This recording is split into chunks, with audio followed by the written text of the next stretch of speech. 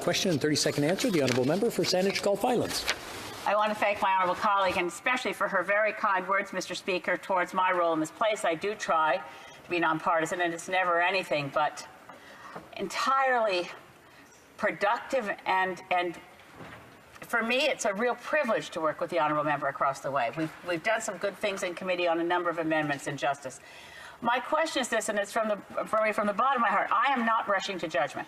I just want the honourable former Attorney General, former Minister of Justice, to be relieved from solicitor-client privilege so she can directly answer the questions. I think it would clear the air. Goodness knows there are critical issues that this Parliament should be discussing, and I know this issue is loaded with hyper-partisanship, and I understand why some of the Liberal benches find it too much. But honestly, from where I sit, being as fair as I can be, what the Prime Minister should do is relieve the former Minister of Justice and former Attorney General of the constraints of solicitor-client privilege so she can freely answer questions and clear this up. Oakville, North Burlington, in 30 seconds or less, please. Thank you, Mr. Speaker. It will be a short answer, and I thank the honourable member for her question. And I'm just going to be honest. Solicitor-client privilege is a complicated issue. I'm not a lawyer.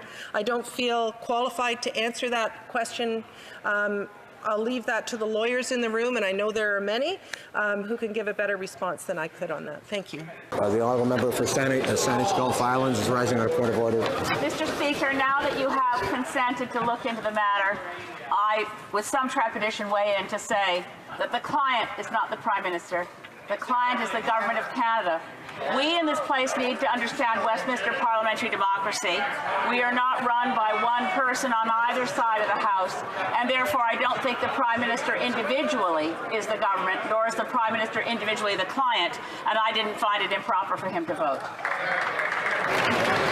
I thank the honourable member for Saanich Gulf Island and my former law school classmate for her advice. Views on this matter. Again, I will come back to the House in due course on this.